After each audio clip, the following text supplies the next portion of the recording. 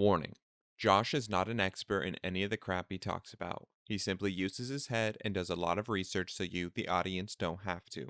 Keep in mind, he doesn't know everything, so take the he says with a grain of salt. What's going on, people? This is Josh from Josh Said What, the podcast that'll change the world, and I have here with me a very special guest, the slick masterman, the master craft, the skilled, the refined, and the guy with the most beautiful mustache in the world. I got Cutman Casey Dekker. How you doing, man? Good morning. How you doing? I'm doing pretty good. Doing pretty good. How's your morning so far? It's good. It's good. Get the kids out to school is always Yeah. a challenge. Probably my challenging part of the day is Yeah. Yeah, just very getting the true. kids out the door. Then it gets quiet. Yeah, my kid actually just started school this week too, so I'm pretty happy about that. Oh, that's awesome. Yeah. Yeah. Yeah, and I gotta say, I love the mustache. I love it, man. It suits you perfectly. Thank you. Yeah, It what? was a joke that just became a trademark.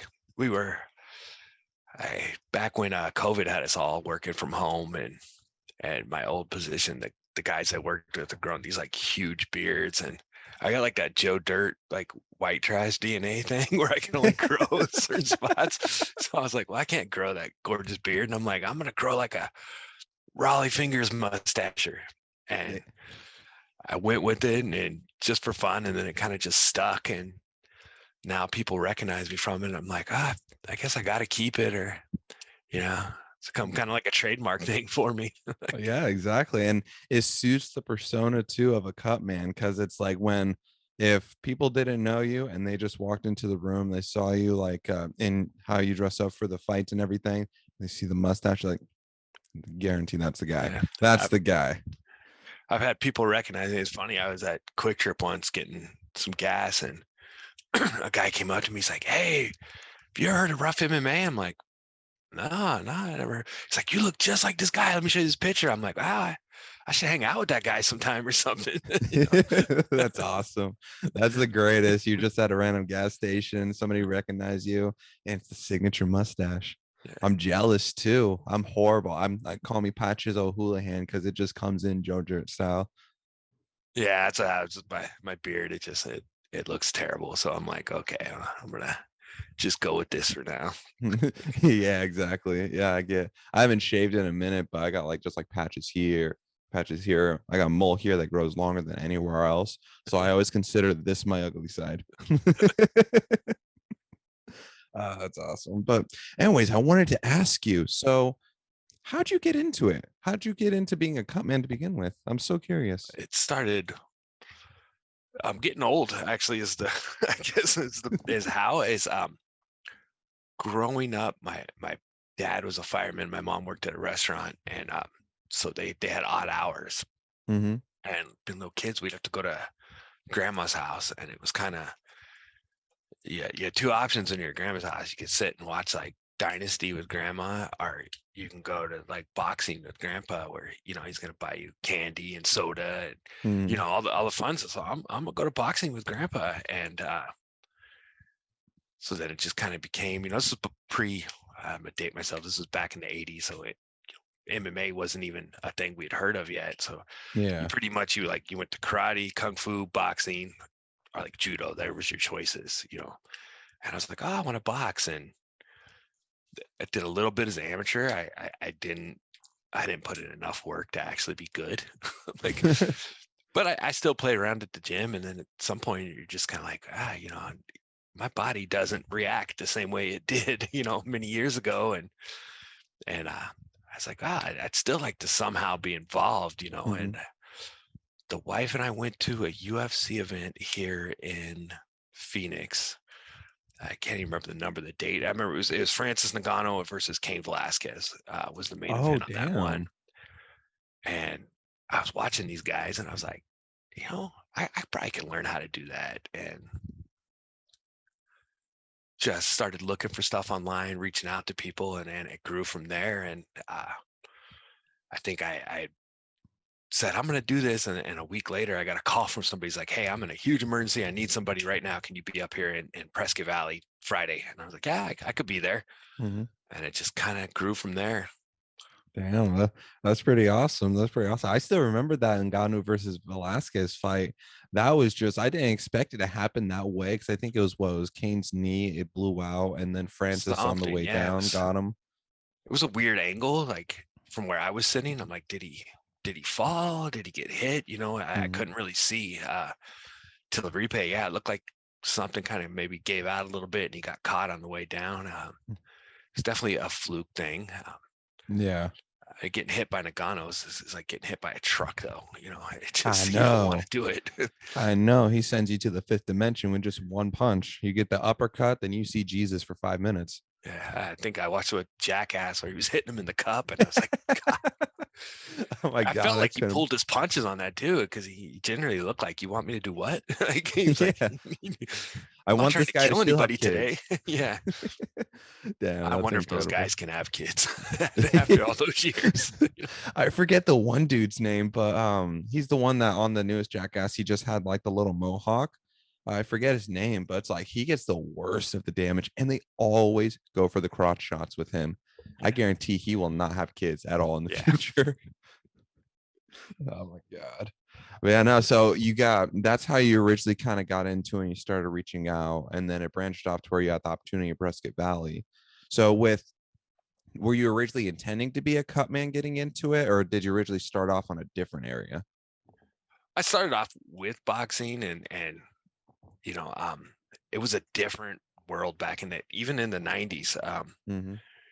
Where like you would make friends and like, oh, I train at this school and we do karate, and I train at this school we do kung fu, and we'd get together and show each other things and spar and stuff. And Mm-hmm. like the idea of ground fighting just never occurred to us. And then I believe it was in Black Belt magazine we saw an ad for the first UFC, and we thought this was going to be like pro wrestling. Oh. The way it was marketed, we thought it was going to be like a, hey, we're pro wrestling, like WWE, WCW type thing. So we got the pay-per-view, and that first fight, he kicked his tooth out. We're like, well, what the hell is this? And then, all right, it's cool. And then we saw Hoist, and here's this little guy in a gi on his back, and we're like, why would you be on your back? And he's submitting people and choking people, and we're like, what the hell is this stuff? We'd never heard of jujitsu before, and Mm-hmm. it was completely like blew our minds. We're like, wait a minute, you could fight off your back, and at that time where we're at, there was no jujitsu schools around us. So we were, Yeah. rewatching what he was doing and trying it, and we were probably terrible. I mean, we were probably absolutely horrible. Just the little nuances that you get with having a coach or like a good instructable. And, you know, we're trying to do arm bars. I don't think we ever did one right, like, and yeah, and then I went off to the army. I boxed a little bit there, like uh, and then, yeah, I got out, and I just kept wanting to somehow keep involved with the sport. I know, Mm-hmm. even to this, people are like, hey, you should try to be a judge. You should try to be a referee. And I'm like, nah, you guys piss everybody off. Nobody's ever mad at me. Nobody gets mad at the cut, man. But Exactly. like referees, judges, even when you're right, that you're gonna make somebody mad. So I don't want to be that Exactly. guy. You know, You don't want to be the half-hated man that's walking yeah. in. It's like, oh crap, I make one bad call and shit, the audience to come in after And me. You they see got a cups tough job. flying. Yeah. I mean, especially being that close and seeing how the referees work. I mean, they have fractions of a second between Mm-hmm. an early stoppage or a late stoppage, and I just wouldn't want that stress on me. Yeah, it's it's nice. I definitely love what I tough. do. I love what I do. It's great. Wrapping hands is probably my favorite part, because that's, for a lot of guys, that's the moment that like it becomes real for them. Yeah.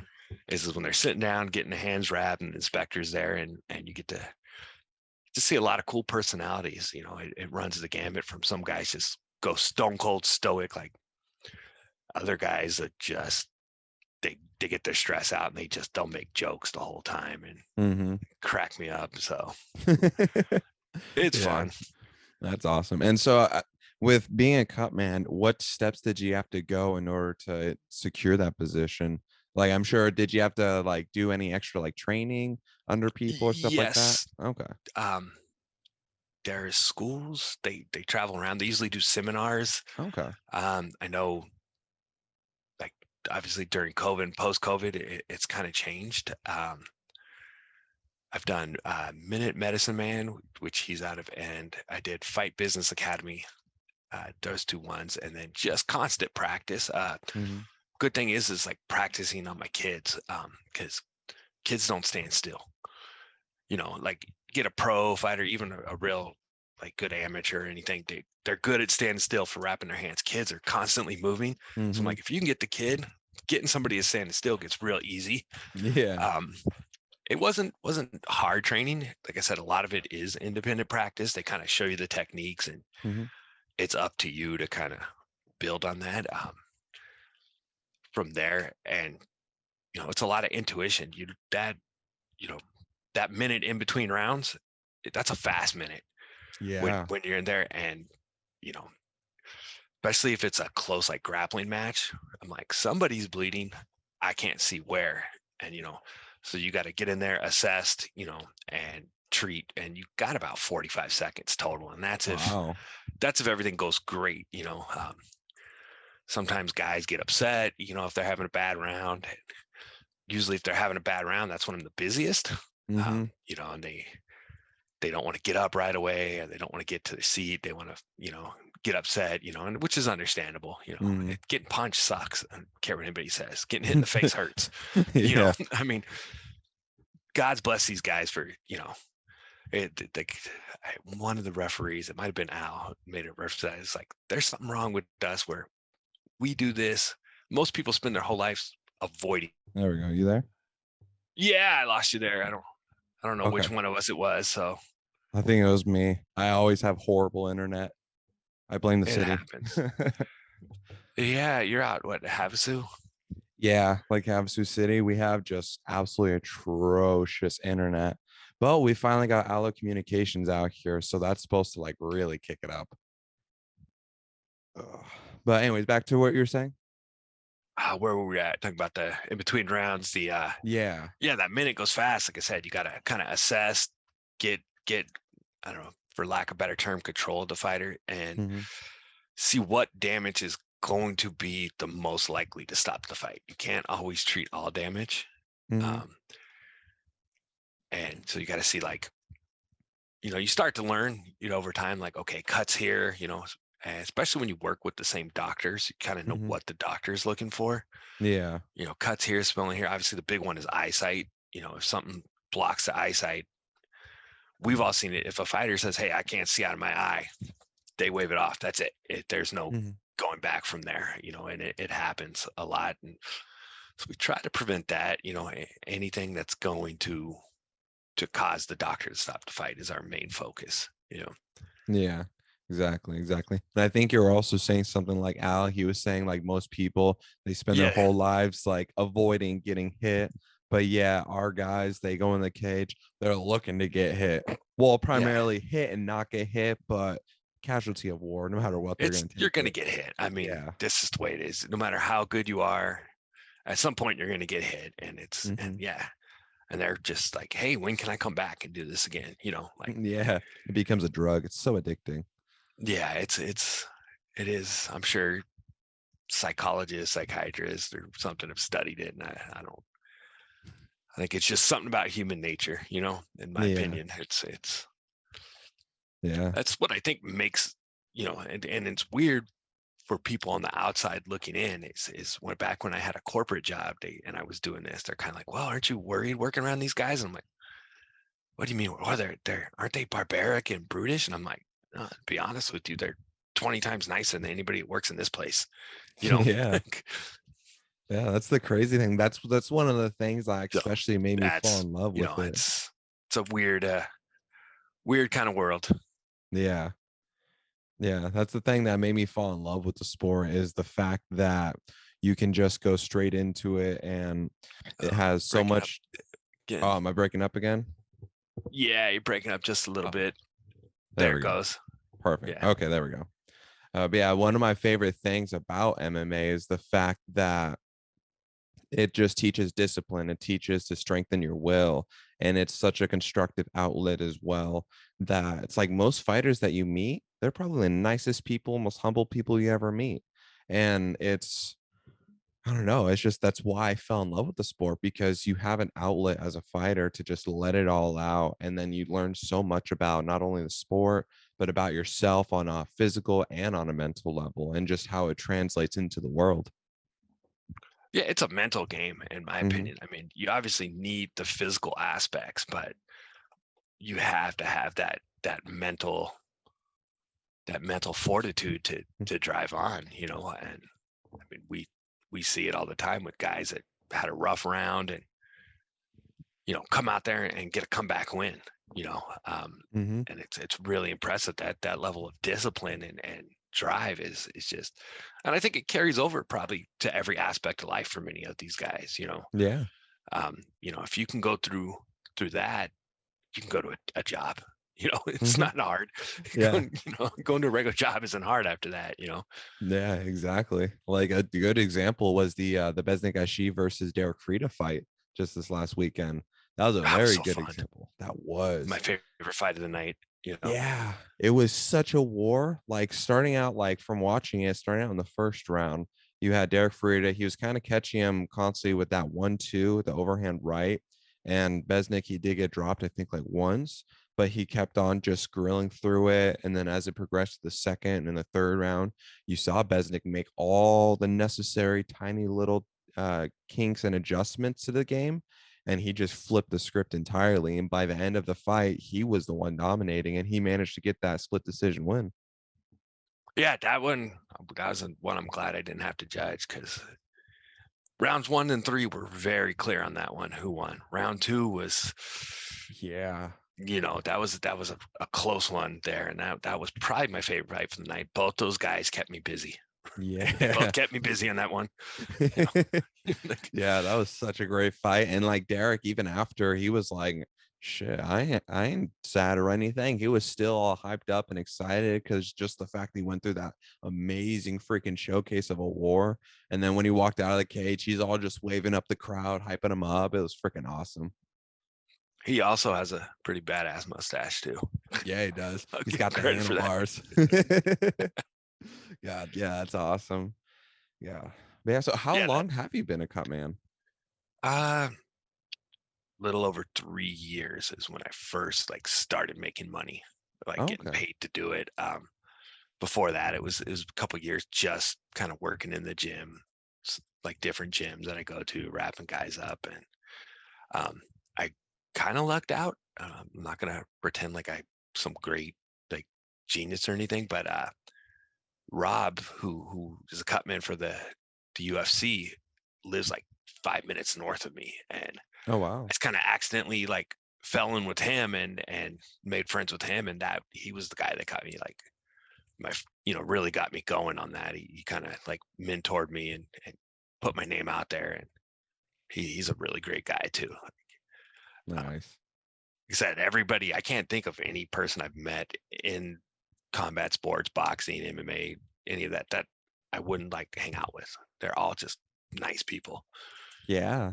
It's such that's why I like it's such a chill sport. And like literally going to the after party and chilling with some of the fighters. I didn't realize it, but Gustavo Lopez, UFC fighter, he was also at the after party. So we're just chilling with them and they're just it's so cool to hang out with all these people, get to meet and interact, and everybody's just so chill, so kind, so patient. And it's just you could sit down and have a conversation with anybody in this sport, and I guarantee you're going to be just drawn into it. And try that with any other sport. It's just, I've gotten to train with some of these, guys that have fought for championships, some of these guys that are champions, and I think thinking about it, it's like I couldn't call up the Lakers and say I want to play one-on-one with LeBron James. It's just not going to happen. Yeah. But I've had gone to gyms for a drop-in, and hey, there's this guy that just fought on a USC pay-per-view main card, and I get a chance to roll with him or a chance to spar with him, and I'm like, that's and get advice and learn stuff. Mhm. And that's just really cool. I mean, that's just like I can't think of another sport that happens in, you know, Yeah. where you can the top guys are just approachable human beings, and not only approachable, they're willing to pass on information and teach things at the same time. It's really cool. Yeah, it really is. That's why one of my favorite gyms going out in Phoenix is AZ Combat Sports, because Kevin Natbadad, he trains out of there. And uh it was like 2 years ago. I brought JJ Nelson with me over to that gym, and he got to spar with Kevin a little bit. And it was like he was just so grateful for the experience because he got to actually spar and interact with UFC fighter, kind of pick his brain on how all of it works and like how to get into it and like what kind of training he does and everything. And the entire time, me and JJ were just bullshitting with Kevin. We're asking questions, and he's such a super chill dude, so easy to talk to. And that's another reason why I fell in love with the sport, because just the people in there are absolutely amazing. Yeah, they're just top-notch human beings. Yeah, yeah, exactly. Exactly. And so have you only been doing cut work for Rough only, or have you been kind of working with other promotions too? I've worked with a bunch of different promotions. WFF when they were around, Rise of the Prospects. I've done both their events. Okay. I've done Rage in the Cage, Rough, some boxers. Uh, that's all I can think of on the top of my head. Rough is the one I probably do the most. They tend to put on the most events, and Mm-hmm. I'm really looking forward to whatever their next event was. With how good this last one was, Yeah. it was just. I feel bad for anybody who missed it, because that was probably one of the best, hands down, in any promotion from international high level to regional. That was probably one of the best events I've ever seen. It was fun. That crowd had such a great energy that night too. I mean, it was loud in there. You were there. It was loud. Yeah, it was. It was I freaking went back awesome. and watched the video with my family, and they're like, "Why are you using hand signals?" I'm like, we couldn't hear each other up in the check-in area. I'm like, I had to kind of hand signal. I'm like, "Hey, take your stuff off," because it was just, the crowds were just insane, which always makes it more fun. Like when you Yeah. have that good crowd, and one thing I like about working with Rough is they build on that. It's like every event is better than the one before it. So I'm like, Hmm. where do we go from here? Yeah. And the guys that run that, CJ, Adrian, um, and everybody, they're just great guys too. They really Jason, are. Joel, they're all, yeah, they're hardworking guys too, man. Those guys Yeah. put in some work, for what they do. They put in a ton of work. So I got nothing but respect for them. Yeah, exactly. Same here. Like I'll message CJ so often and we'll be talking about the fights or we'll be coordinating something. And it's just the fact that being able to interact with him and be able to talk to him and kind of like brainstorm, bounce ideas off of and work with him. It's amazing. It's hands down amazing. And Yeah. I've been telling all of them too, like it's just a privilege being a part of this. It's so freaking amazing to be a part of all this, to experience it firsthand, to get to interact and talk with everybody and kind of pick their brains, because I want to be in this sport for a long time too. Like my goal is to actually get into commentating. That's my goal. Yeah. I plan on dying cage side. just killing over one day. The bell's gonna ring. They're like, "Where's the cut, man?" I'm just gonna be sitting there peaceful, just Yeah, done. exactly. Not for a long time, but like Yeah, that's my exactly. plan. Just die out there somewhere. Yeah, hell yeah, that's the way to go. Go as a legend. God, that's awesome. But yeah, that event, Rough 48, was insane because they Yeah. just came off of finally finishing up the Road to One heavyweight tournament. And then they jump into this one, and it's like, okay, how could they keep topping it over and over again? And they just find ways to do it. And then too, it's like there was a big like Havasu City crowd there too. Like by when you're walking out to the cage on the left-hand side, almost all of that was nothing but people from like Havasu. Yeah. And it was the guys with the red shirts, right? The people with the red Yeah. shirts, I think. Yeah, Yeah. that was Devin Ray's family. Freaking Devin, Trenton, and Brandon. They all fight out of here, like Havasu City. Boy, they did us proud. They did us proud. I know Brandon, he got the L, but he still fought. He still fought his ass off. He still stepped into that cage. And it's no matter what, anybody that steps into that cage openly willing to put their life and their health on the line for it, deserves the utmost respect because Yeah. it only takes a certified badass to step in the cage and actually fight. Yeah. Like I said, most people will never even want to do that. Or maybe they Mhm. want to. Deep down inside, I think most people want to. I still Yeah. most people never will though. And it's scary. I mean, Yeah, it is. it's well, I always think when, some guys will try to be tough and be like, "Oh, I'm not nervous at all." And I'm like, "You're either a liar or a psychopath." Like Exactly. you gotta be a little nervous, man. Like there's a lot that can go wrong, and I mean, even guys I've talked to that are at the top of the level get nervous. I mean, it's Yeah. it's it's good though. I think it's a good kind of nervousness. It's that keeps them sharp, you Yeah. know. Because it leaves that sense of wonder, and it's not, you're not being caught or trapped in that like sense of like, oh, okay, I'm just gonna run through it, be Yeah. okay.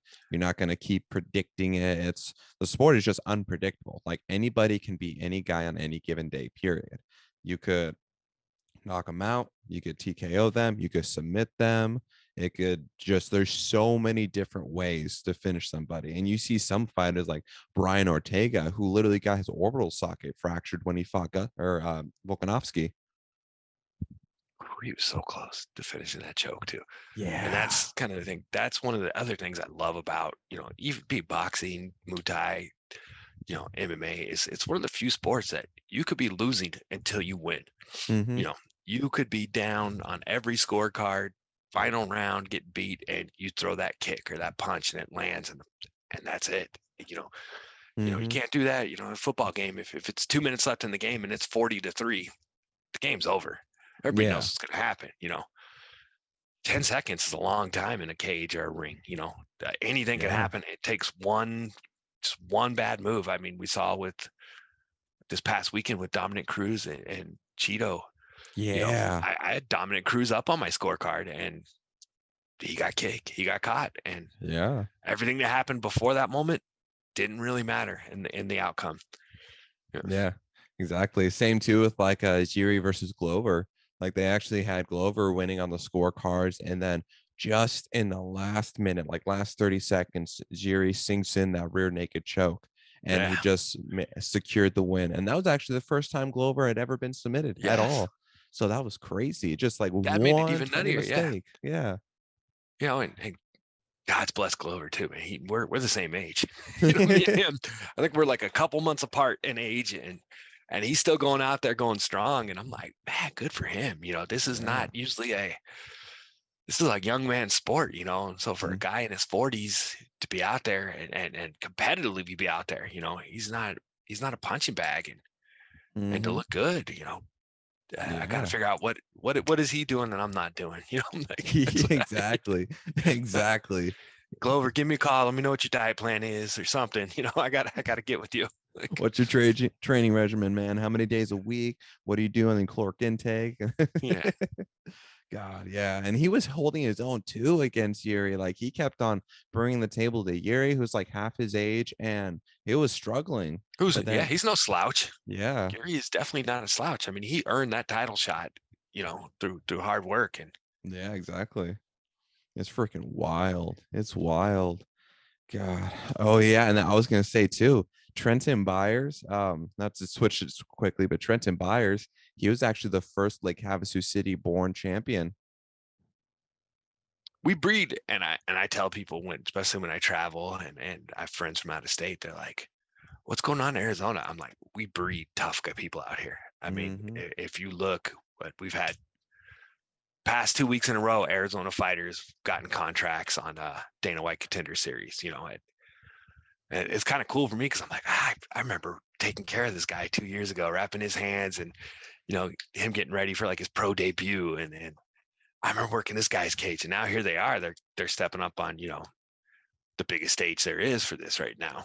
And so Yeah. it's real awesome to see them grow, from amateurs to pros to, pros on the regional and blowing up into, to the next level. And I hope they do good. I wish nothing for the best for them. And Mm-hmm.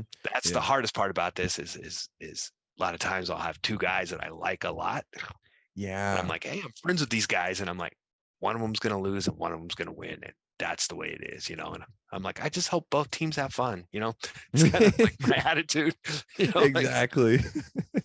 That's how I was with Devin Ray versus Enrique Barcinas, because I yeah, remember being at the last event and Enrique got that first round TKO win against what was his name? Caleb Encinas, I think. And dude, Enrique, he's a badass. He's such a cool, super chill dude.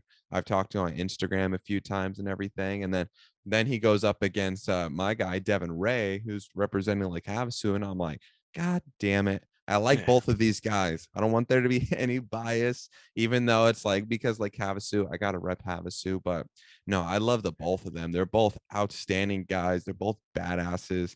And that's why, too, when after the fight between Devin and Enrique, when I heard that he was going to the hospital, I was like, oh shit. So I hit him up on Instagram, make sure he was doing okay. And he was like, yeah, I'm doing good, man. You'll see me back in no time. And I'm like, good. yeah. Fuck yeah. He's a great guy. Me and my son have gone out to Baker's and to their open mats, and Mm-hmm. he out there. My kid was like a 2-week white belt rolling with them, and him and Austin both were like, here, let me show you this, and then Mm-hmm. I was like, cool, I'll roll with Austin, and I don't want to roll with him no more. It was his jujitsu was tough. Like, it just made me feel like I didn't know anything. Yeah. I'm like, I'm just gonna quit after this. Like, he's so good. I don't even want to talk about it. People are like, what was it like? And I was like, it's a blank spot in my mind. I'm like that traumatic Exactly. memories of it. Just, he had an answer for everything I did when I tried. Yeah. I couldn't even. I tried to mount an offense, and then I was just on defense, and everything I did defensively, he just knew a million counters for. And I'm like, that's why you do what you do, and I do what I do. Like, Exactly. Exactly. That's why I love jujitsu too. It's like there's still some people that I know that are like, it's like jujitsu seems like a waste of time, but it's like, no, it really isn't. Like the physical demand on not only just your body in general, but cardio wise is absolutely insane. And then it's a game of chess that you're playing on the mat. It's like, okay, how am I gonna transition and pass guard without compromising myself or any one of my limbs, or cough up my neck for them to get a choke, or how are they going to reverse it? How can I reverse it? And it's a chess match, and you make one wrong move and boom, it ends the whole match. exactly. Yeah, it's a game of inches. Like, Yeah. Yeah, like when I was still training at AZ Combat Sports for a little bit, there was this one purple belt that I was rolling with, and he was perfectly nonchalant, just chilling on his back, and then me, I was on top, and he had me in a half guard, and me, I'm just trying to figure out, okay, how can I position myself in a better one? How can I get into full mount, or how can I possibly like switch up into an arm bar? And while I'm just thinking of all these different things of what to do, this guy, he literally keeps putting me in a wrist lock. He put me in a wrist lock like 3, 4 times. My hand is like caving in like this. And I'm like, oh, my wrist, my wrist. But I was able to just barely break free from it a couple of times because that bit hurt. And he just had it sunk in. And that's how I actually learned about wrist locks. And I was like, holy hell. And I then love wrist locks. So, like, yeah. I'm going to hell. I'm an evil person. And they're like, evil, and I'm like, I don't care. I'll be evil. I absolutely love wrist locking people. And Yeah. Yeah, I've been trying to figure out how to do it on my own, but every time I'm rolling with people, we're doing it no gi, and it's harder to be able to kind of lock and trap their elbow when there's so much sweat and everything versus holding there with their gi and getting it in. But it was freaking awesome. oh It yeah, I was swear some of awesome. these guys in nogi sweat like WD-40. Like, Yeah. like, how are you so slick? Are you sweating Crisco? I mean, like, Oh, that's fucking awesome. Yeah, and it was the day before, was it the day before weigh-ins? Yeah, the day before weigh-ins for Rough 48. I was actually rolling over at AZ Combat Sports, and I had been rolling with the dude that was a heavyweight. He had to at least like 40 pounds on me, but I was actually holding my own very well, which I was very surprised. But every single time I try to break free from his half guard or like quickly like step around and try to get on top or get side control, bro, my feet just slipping out from underneath because we're just sweating so much. It's like, son of a bitch.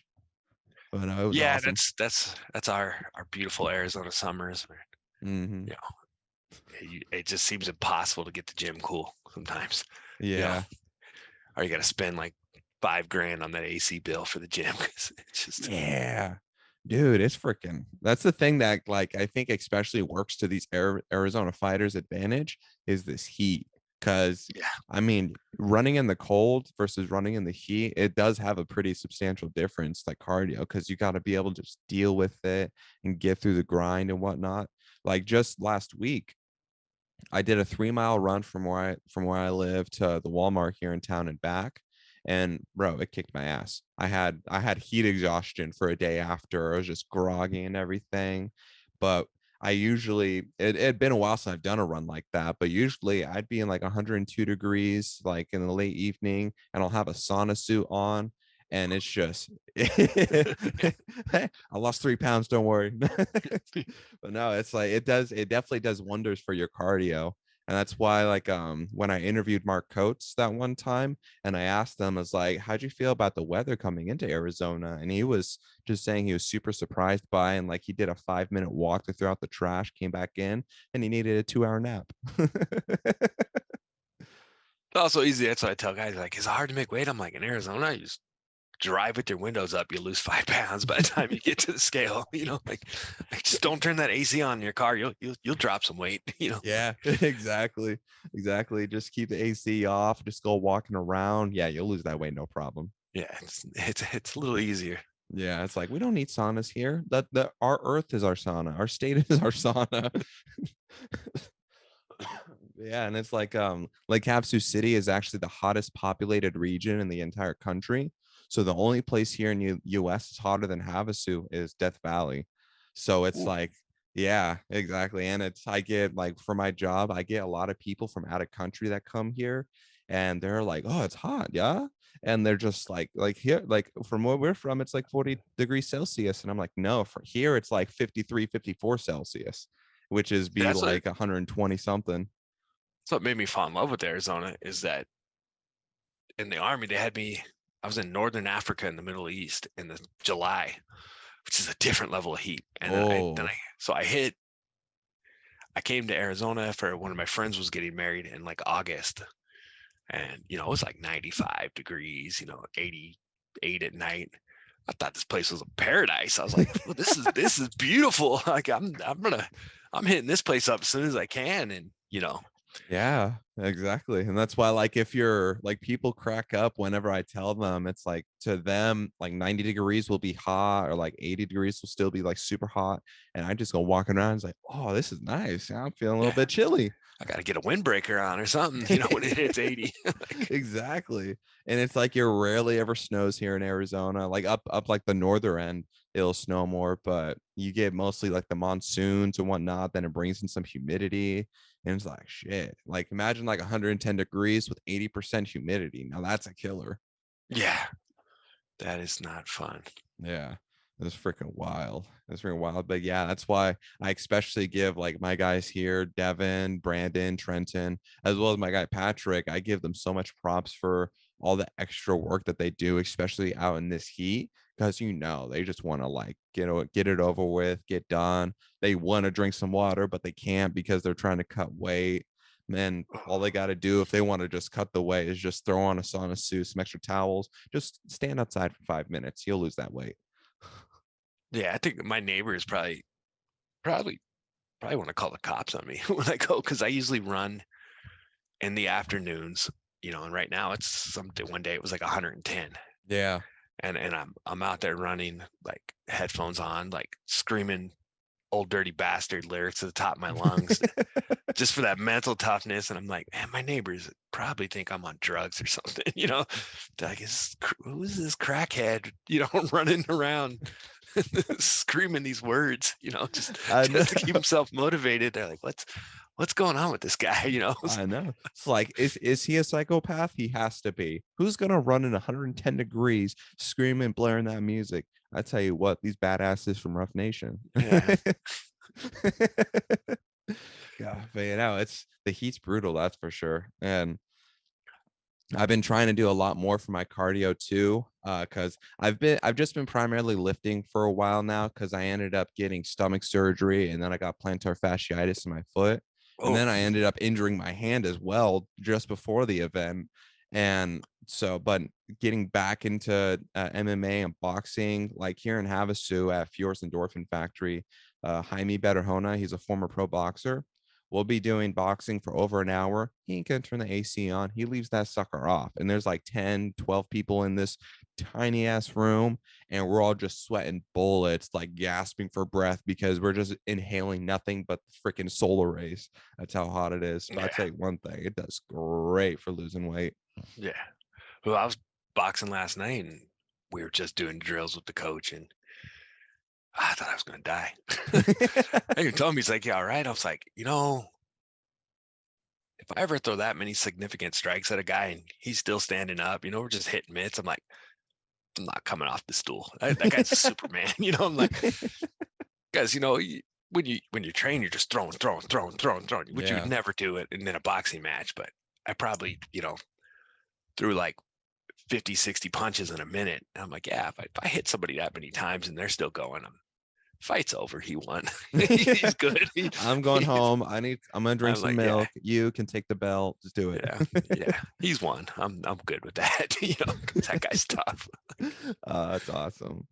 Man, well, what kind of gyms do you train at out in Phoenix? Or you're in Phoenix, right? I'm in Gilbert, right Oh, outside of okay. Phoenix. I train right now out of a place called Union Combat. We're a small gym in Mesa. We had the misfortune of opening up like December of 2019. Oh no. So like, and people are like, why would you guys open up? Right. We're like, hey, it takes time. You don't just say, hey, we're opening up and the doors are open, Hmm. So I believe our head coach, Sean, started the process in September, October of 2019, looking for a December open date. So opening in right before the lockdowns was, it's bad luck. Yeah. We're pretty small, Jim. Most of our guys are competing in like Muay Thai and Jiu-Jitsu. My youngest son, just really got into it, so I've been going with him and Nice. kind of coaching him in Jiu-Jitsu, and then kind of helping out the boxing coach, Coach Tony over there, who's doing great things, and he's picking it up. It's a weird phenomenon, it's like training snakes to bite you. I'm like, okay, he's 13. I'm 43. At some point, he's gonna be able to whoop my ass, and that's and I'm teaching him how to do it. Like Yeah. That's awesome. he'll have me taking the trash out. Like, no, Dad, you take trash out. Like, okay, I'll get trash out. Like, Like, son, can you do some dishes, please? They're like, no, don't hit me. No. yeah. So Yeah. that's it's fun. Being in there with him, watching him grow, and Yeah. he And plus, gets to. it's such a great bonding experience too. Yeah, and he's having fun. We're all having fun. That's the main thing right now. I'm not going to compete ever again, probably. Hmm. At this age, and so it's kind of fun just to go in there to have fun. With the my only goal is to have fun and Hmm. stay a little exercise. So that's kind of fun, and I don't have to worry about weight, which is nice because cake is good.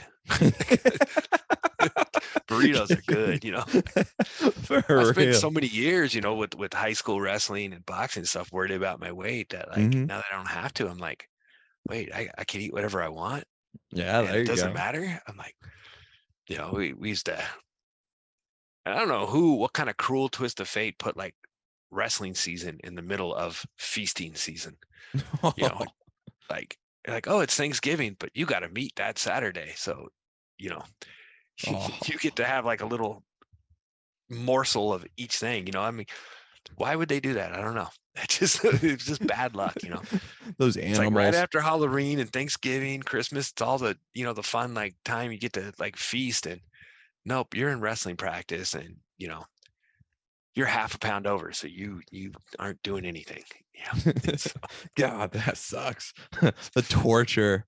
Like yeah, that's why you have to be a certified psychopath in order to get into all this stuff. yeah, God, yeah, no. Eventually, I want to compete. I do want to get a couple amateur fights in because, I mean, what better way to get more experience to get into commentating than to compete and actually submerge yourself that much into the sport. Yeah, it gives you a new understanding, that's having boxed, when somebody's hit and they get a cut or a mouse or something. Well, I've been cut. I've had a mouse. I kind of know, I think it gives you a better perspective as Hmm. opposed to just like, you could read all the medical books and anatomy books and my wife's a nurse, so she goes over them with me. And Hmm. I'm like, oh, you're losing me here.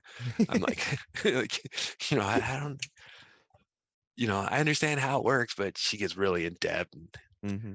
and it's funny. It's real funny because I do teach seminars too, and medical personnel are the hardest people to teach cutman Yeah. skills to because they have medical training and they want to treat it like they would is a person coming into the emergency room had swelling in their eye or a cut above the eye, and I'm like, this is different. You Hmm. have about 45 seconds.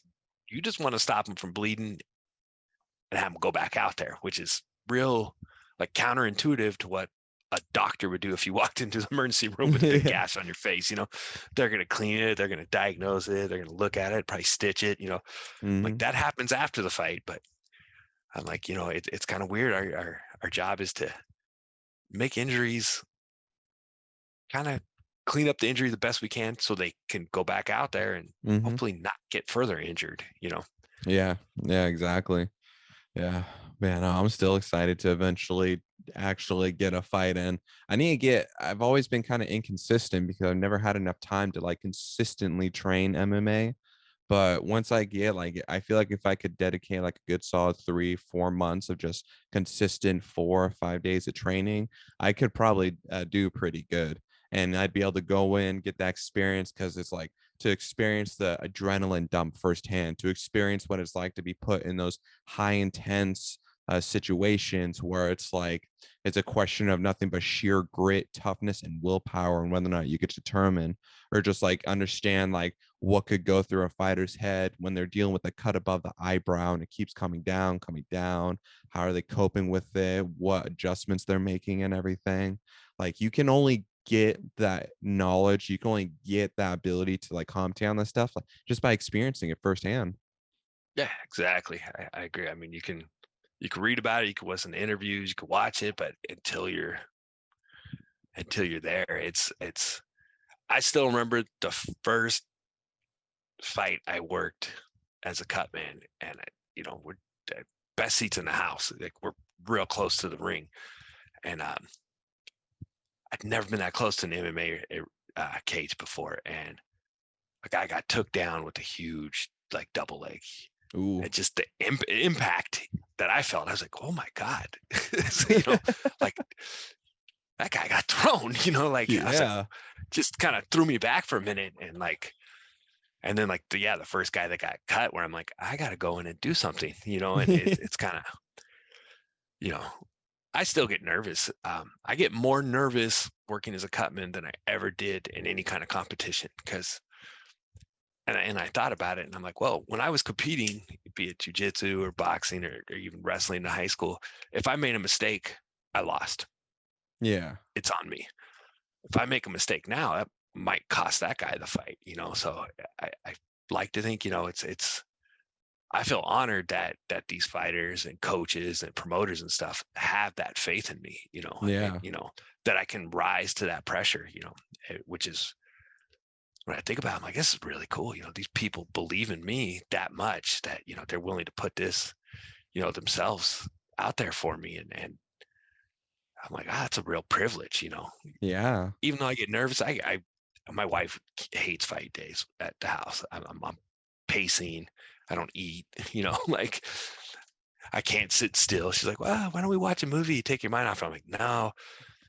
And once I get to the venue, we get in that locker room area and it kind of all washes away. And it's like, okay, game time. Let's do this. But that build up to it is it drives me insane sometimes. Where I'm like, I'm triple checking my bag. Okay, do I got my scissors? Do I got enough this? Do I got all the things I need? Hmm. And yeah, she's like, I hate fight days because those 3 or 4 hours until you leave are just She's like, your energy is too much for me.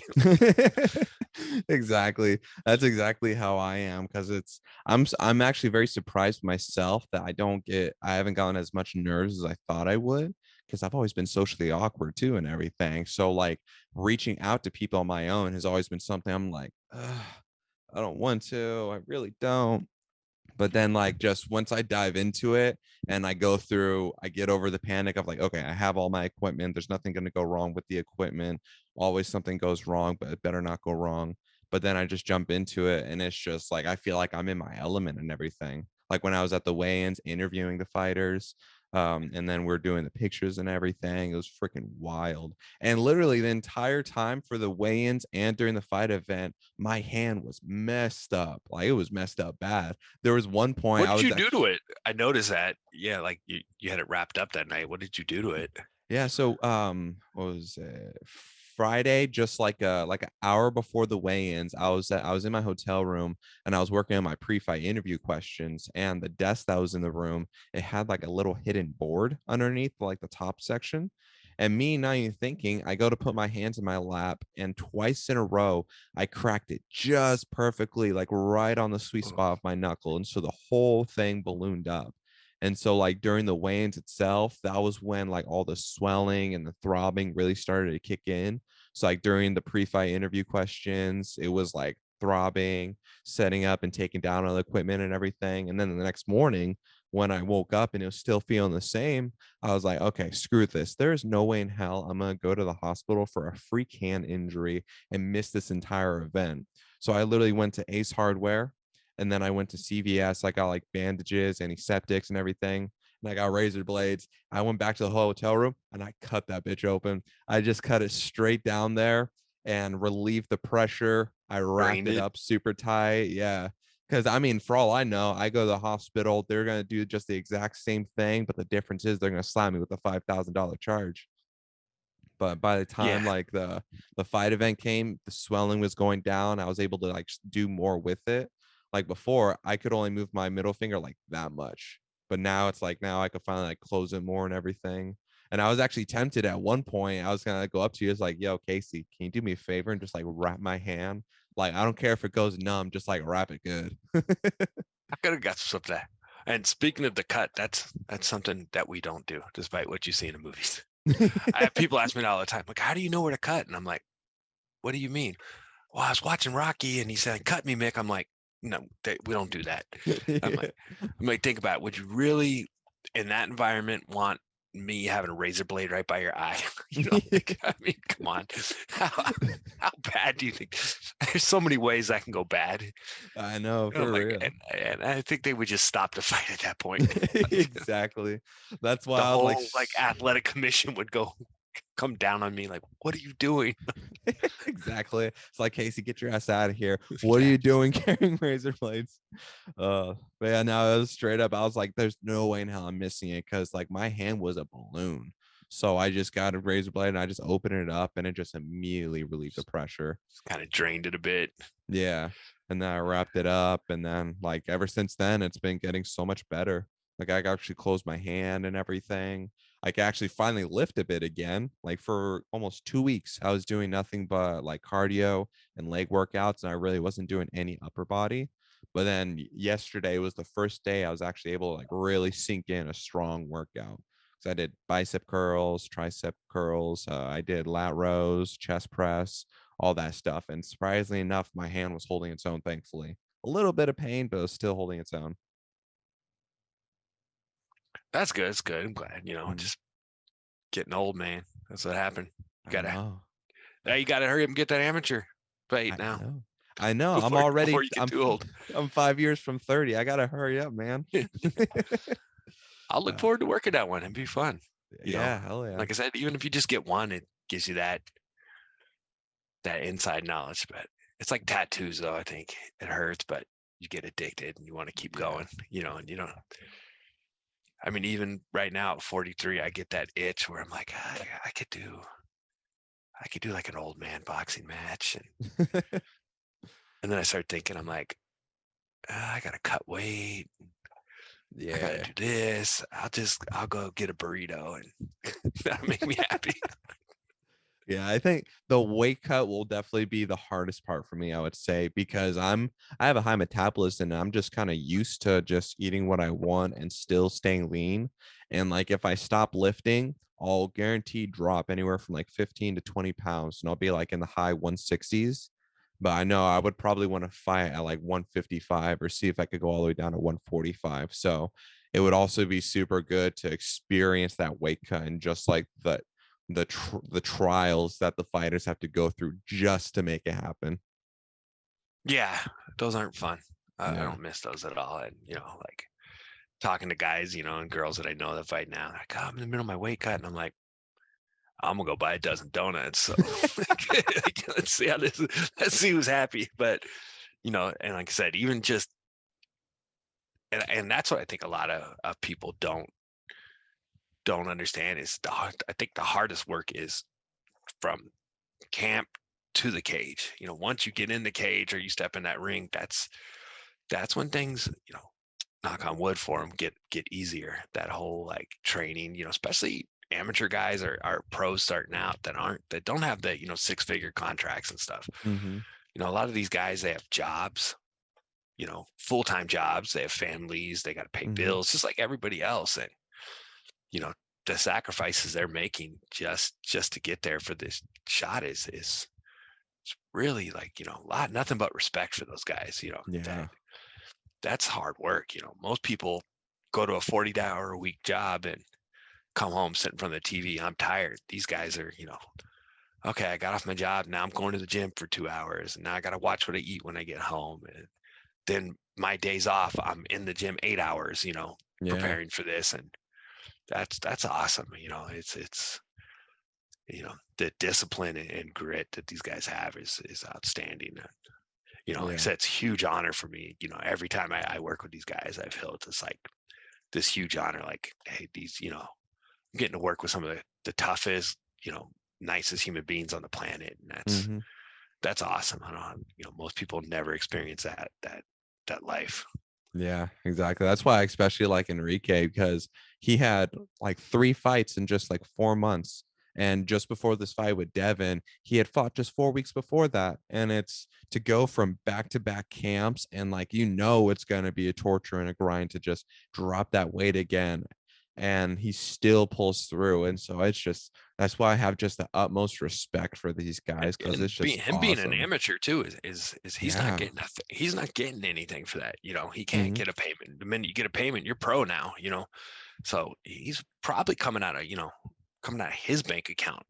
Yeah. I mean, he's probably losing money to get there, and that kind of dedication and drive is just something that should be celebrated more.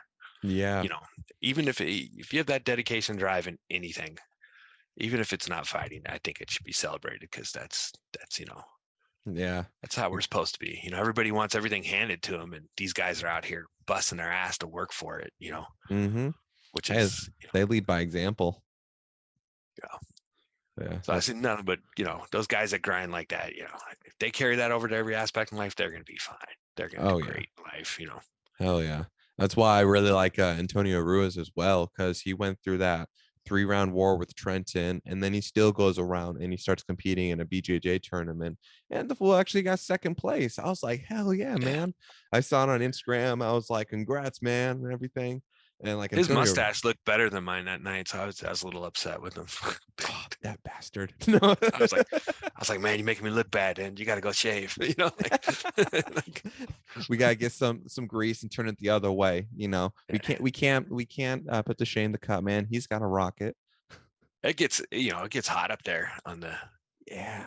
it gets real hot up there. That's why I did not have a good night as far as water went. Is the waitress she got me? She's like, "You want a water?" I was like, "Yeah, I love water. I'm dying of heat." And then so I put it off on the floor off to the side, and somebody knocks it over. I'm like, "Okay, no big Oh deal, man.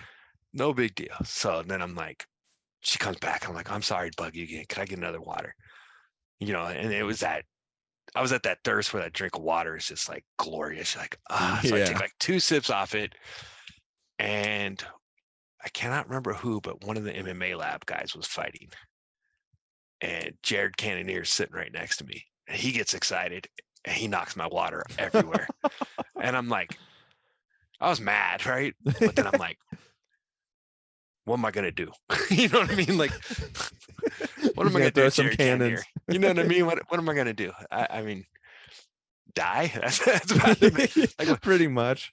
He you throws know, one I'm like, straight right, and next thing you know, yeah. you don't wake up until 3 weeks later. I'm like, a good point is if I get mad at him, he gets mad at me, I probably won't feel it after the second punch, you know, like,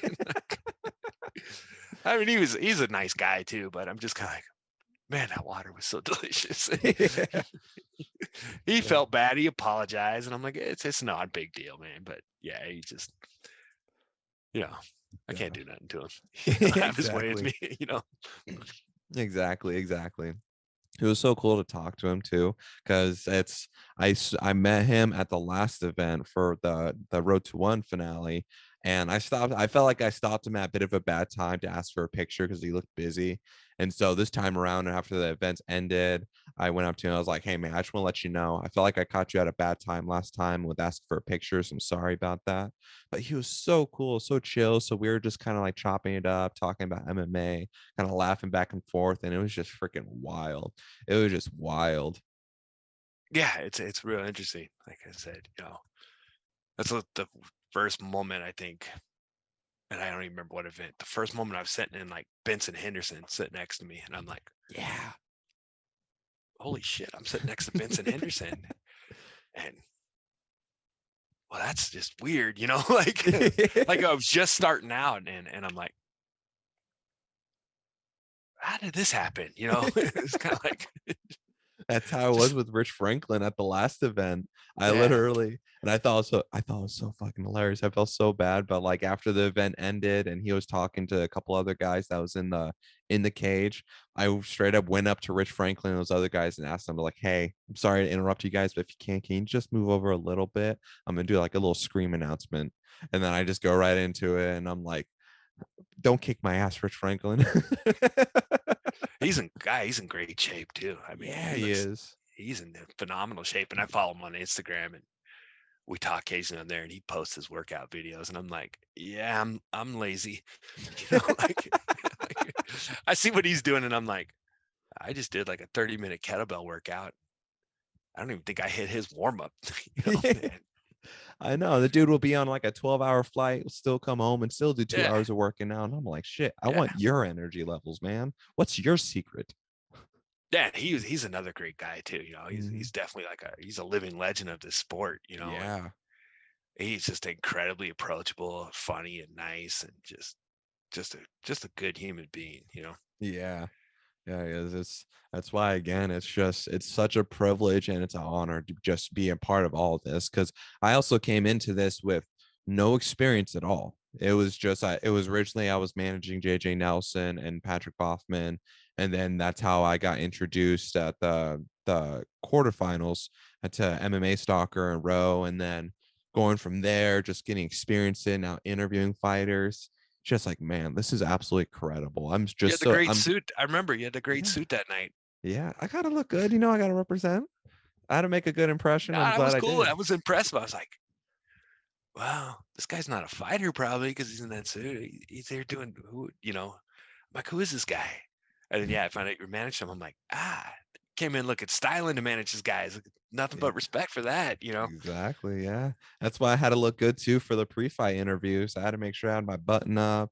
I had my shoes. I was make sure I was looking good. One thing I forgot was my watch, and I was like, damn it. Oh, I can't forget to watch. Got to I know. accessorize, man. Yeah, exactly. But hey, I'm still glad to be a part of all of it. It's absolutely amazing. Yeah, it's awesome, man. To do that, it's definitely great, you know, and everything's growing. It's still, I mean, in the grand scheme of things, this is still a new sport, you know. I Yeah, mean, you look at pro football has been, you know, I don't know, forever. Baseball's been, you know, probably 100 years old. Basketball's yeah, been around forever, and the explosiveness and growth of it, you know, if you would have told me even, you know, my first live MMA event was UFC 3.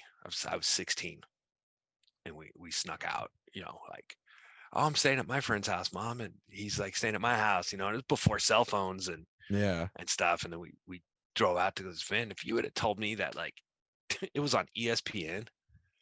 At one point, this is going to be on ESPN. I'd have been like, you're high as shit. Like, they're not going to put this on ESPN. You know, there's no way that they're going to have this, on the same thing that the NBA and Major League Yeah. Baseball and stuff. And, and here we are, and Yeah. we got Bellator's on Showtime now, and Kabate Global's on multiple channels, and it's starting to grow at a level that is really fast given the short time frame that first UFC event was 1993. So you know Damn. that wasn't that long ago. Like I remember watching that, Yeah. and I remember going to Blockbuster Video and they had the video. It was almost like the porno movie section in a place where it was this back corner where they had like Faces of Death and World's Scariest Car Crashes and like UFC. Like that's how it was viewed. It was at a, they would look at you weird when you grabbed it. Like this guy what's wrong with this guy? And now here it Exactly. is. You got. I went to the store the other day and there was fighters on posters for selling products and. Yeah. I'm like, wow, what a long way we've come, in Yeah. such a short time. And now we're starting to see more and more people like take a look at regional events and Mm-hmm. regional events getting on pay-per-view, which is great because I mean here you are. These are the guys of the future, Yeah. These are the guys that are going to be champions 2 or 3 years from now, we had Waldo, he was fighting, on Rough 6-7 months ago or something like that, or maybe a year ago. I can't remember how long, but now he's fighting for the UFC in October. Yeah. It wasn't that long ago that he was with us, and it's pretty awesome. That's that that the support that's happening for that. Yeah. Like I said, the fans, you got to give it up to the fans. They definitely bring the Mm-hmm. energy and fun to the event more than anything. Yeah, exactly. That's what Steven was telling me too. Like with just the energy and like he said, like the energy that you guys bring from Havasu is absolutely incredible. And I'm like, hey, you gotta represent. It's like, especially here in Havasu, there's such a passionate love for this sport, and it's just so incredible to see the growth too. Because it's like I posted a post-fight video of Trenton, just 1 week, 4,000 views here in Havasu, and it's just absolutely incredible. I've been up to Havasu, well, and God, probably a decade. So Shit, now you got to come down. You yeah, got I'd to love come to down come there. down. I'm about to find a gym up there. Does like an open mat, do a drop in or something sometime when I get up there. Oh yeah, there you Uh, go. I'll just get you a have to shot do it at the bar sometime. too. I got suckered into that one. So did I think Moose and Marcus strong armed me into that one. Yeah, Moose dragged me over to it too. I And I literally was that like, was my what are we doing? I'm like, exactly. That was and I my was like, first time ever. Yeah, and I that don't was want to my do this. And I'm looking around. I'm like, oh crap, I gotta do this. And then he's like, well, you kept going. I'm like, hey man, once you get on the ride, you just gotta hold on and just take it to the end, like, exactly. And that was my first time ever taking a shot of Jameson. That's why in that Instagram video, you just see me duck quickly behind Moose. Cause I'm like, I inhaled half of it. I'm like, oh no. Like I saw Jesus for 5 minutes. He was giving me a full lecture on the Garden of Eden. That's how bad it was. yeah, Uh, I don't drink too often, so it hits me pretty hard. yeah.